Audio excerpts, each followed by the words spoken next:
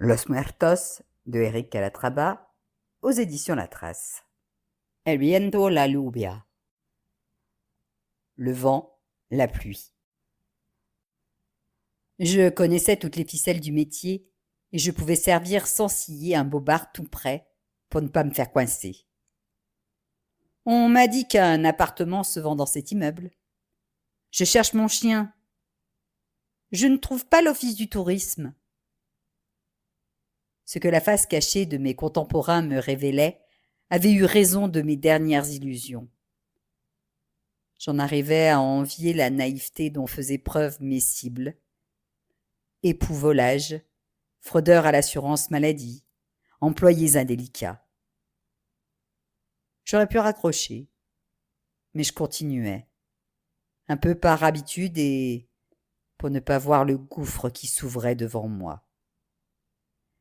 C'était la seule chose qui m'empêchait de vous retrouver, pour effacer ma peur, pour n'être plus qu'un de ces noms gravés sur des stèles étendues au milieu de jardins sages, que les vivants traversent l'œil humide et la main fleurie. Apaisés, les croyants savent qu'ils ont rejoint des royaumes de lumière. Mais moi, je ne voyais qu'un linceul de terre et de ténèbres. J'avais laissé Perpignan sous un ciel morne et je venais de dépasser le Boulou. Je poussais le chauffage de ma classe E, qui allait sur ses 20 ans. La tramontane secouait le décor, alors je serrais un peu plus le volant pour corriger ma trajectoire. Le vent d'ici courbait les hommes. Son souffle imposait parfois aux habitants un confinement qui plongeait les ruelles et les places des villages dans une sorte de mélancolie doucereuse, semblable à celle qui m'envahissait. Je quittai la route départementale et pris la direction des montagnes, me faufilant dans un paysage de vignes, dominé à l'horizon par le massif du Canigou. À Céret, je garai la voiture et entrai dans un café. Au comptoir, des chasseurs en treillis attaquaient leur matinée au vin blanc. Je commandai un expresso au barman et m'assis à une table de bois brun dans le fond de la salle. J'attendis que les conversations reprennent et consultai mon dossier. Les Ruiz Cubero avaient acheté ces hectares pour quelques liasses peu après leur arrivée en France en 1937. Personne ne voulait de ces champs de pierre. Pourtant, Andrés s'était acharné. Malgré l'accueil réservé aux Espagnols qui osaient s'approprier un lopin de cette terre catalane. J'avalai mon café, posai une pièce de 2 € sur la table et sortis fumer une cigarette près de la fontaine des 9 jets. Les clients avaient déserté les terrasses de la place et les feuilles des platanes bruissaient sous le vent. Une grosse goutte mouilla mon front et je pressai le pas pour rejoindre ma voiture. Je démarrai et pris la route en direction du domaine sous l'Averse. Je franchis un large portail qui s'ouvrait sur la propriété et m'engageai sur un chemin empierré. Je roulai entre les vignes sur 1 kilomètre jusqu'au chai, garai la Mercedes et courus sous la pluie vers la boutique. Les lumières étaient allumées, mais je ne vis personne et je n'entendis que les gouttes marteler le toit. Une odeur acide et boisée flottait. À travers les grandes baies vitrées, on apercevait les cuves d'acier pour la fabrication du vin d'un côté du bâtiment, la cave de l'autre, avec ses fûts de chêne plongés dans la pénombre. Les rayons présentaient des produits du terroir, des éléments de décoration et des bouteilles de différents formats.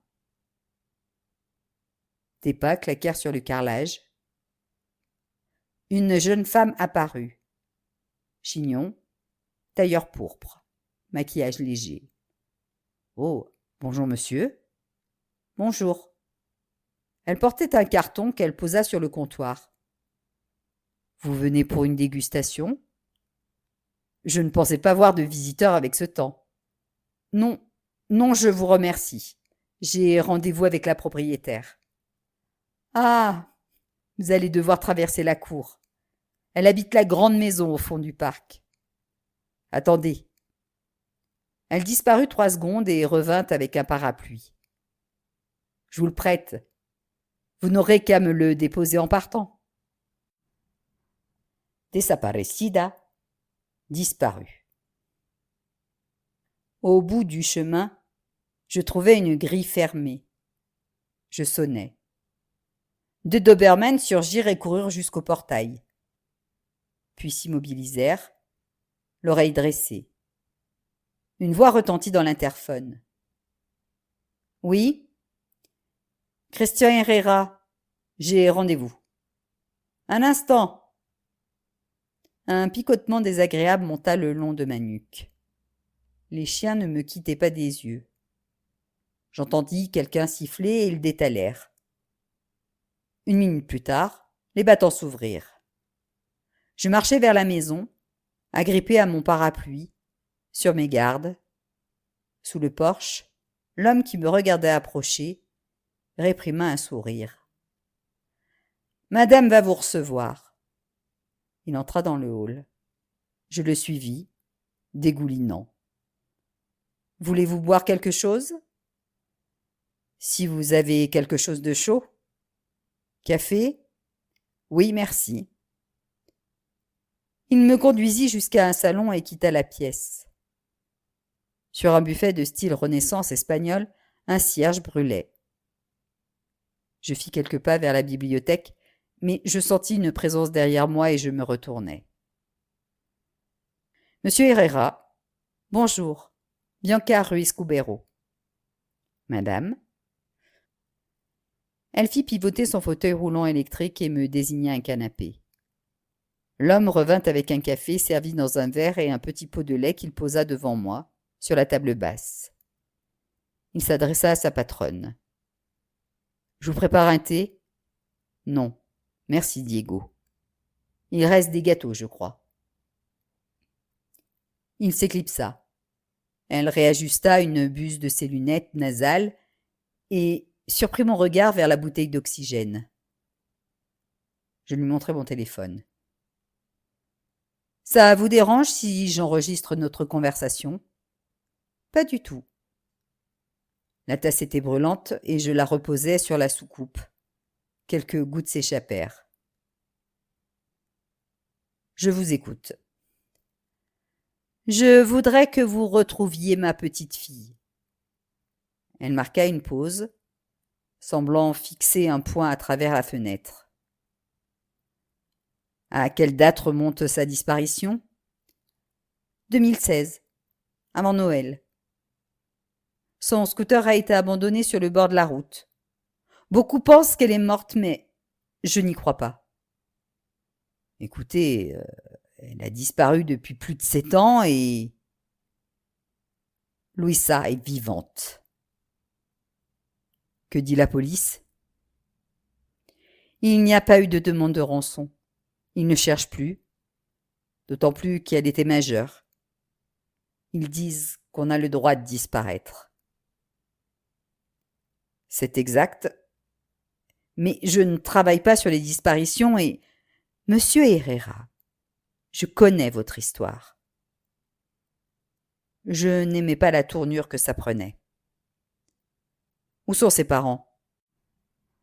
Ma fille et mon beau-fils sont morts dans un accident de la route. Luisa avait 6 ans, son frère en avait 11. Nous les avons élevés, mon mari et moi. Parlez-moi de son frère. Elle interpella son assistant, qui venait déposer une assiette de mantecaos. No quiero hablarle de Paco. Diego se redressa. Tiene que hacerlo, señora. Je saisis la balle au bond. Si usted no me cuenta todo, tengo pocas posibilidades de encontrarla. Diego lui lança un regard entendu et sortit. Elle sembla chercher ses mots, puis revint au français. Paco a beaucoup de difficultés. Il ne comprend pas toujours les choses. Il est dans une institution ? Non, il a son propre logement dans une résidence sécurisée. Il a un emploi de travailleur handicapé dans la lingerie d'une clinique. Je peux avoir ses coordonnées? Je préfère vous donner celle de son éducateur référent. Il faudra qu'il le prépare à une entrevue, surtout si vous comptez lui parler de Louisa. Vous trouverez tout dans ce dossier. Je vous ai aussi noté le numéro de son petit ami à l'époque. Bien. Elle étudiait. Louisa était en 2e année de BTSA en viticulture œnologie. À Perpignan? C'est ça. Elle désigna un rectangle bleu sur la table basse. Ouvrez cette chemise. J'hésitais. S'il vous plaît. Le dossier était constitué de photos de la jeune fille, de quelques documents et d'une série de croquis, le tout posé sur un chèque rédigé à mon nom. Vous pouvez l'encaisser aujourd'hui, mais vous devrez lâcher vos affaires en cours. Ses yeux brillaient, charbons ardents. Et si je ne la trouve pas? Et si je découvre qu'elle est... Cet argent sera à vous. Je n'en veux pas. C'est beaucoup trop. Elle haussa la voix. Tout son corps se tendit pendant quelques secondes avant de retomber dans un soupir. « Diego !» L'homme revint, me donna un document et recula de quelques pas. « J'ai fait rédiger les contrats. »« Madame, ne vous inquiétez pas, ça ne m'empêchera pas d'être la plus riche du cimetière. »« Accepté. » Je pris une photo en main. La jeune fille chevauchait un étalon gris pommelé et fixait l'objectif. Elle avait une tache de naissance sur le côté gauche de son cou. Louisa est une excellente cavalière. Quel âge aurait-elle aujourd'hui? 26 ans. Je peux voir sa chambre? Si. Diego, mostrarle al señor Herrera la habitación. Je vous laisse. Je me sens fatiguée. Faites-moi connaître votre décision quand vous l'aurez prise. La chambre était celle d'une jeune adulte avec quelques peluches sur le lit, un bureau, une bibliothèque et des livres d'études. Dans l'armoire, les vêtements étaient toujours à leur place. Je découvris quelques bijoux fantaisie au fond d'un tiroir, dont un pendentif d'Elindalo, une silhouette humaine aux bras tendus et tenant un arc, symbole de la province d'Almeria. Je montrai le collier à Diego. « Ils sont d'origine andalouse, les Ruiz Cubero ?»« Oui, de Mojácar. » Je pris congé, déposai le parapluie à l'accueil du domaine et repris la route. Un CD d'Enrique Granados me ramena dans la cuisine de ma mère. En rentrant, mon père et moi l'avions trouvée d'humeur joyeuse. Elle avait mis un disque et chantonnait Oriental, en alignant des tapas sur la table. Empanadas, jambon, chorizo, tortilla.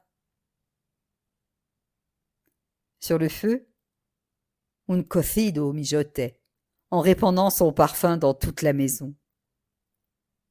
Papa l'avait enlacée en lui demandant si on fêtait quelque chose. Elle avait marché vers le placard et en avait sorti des coupes.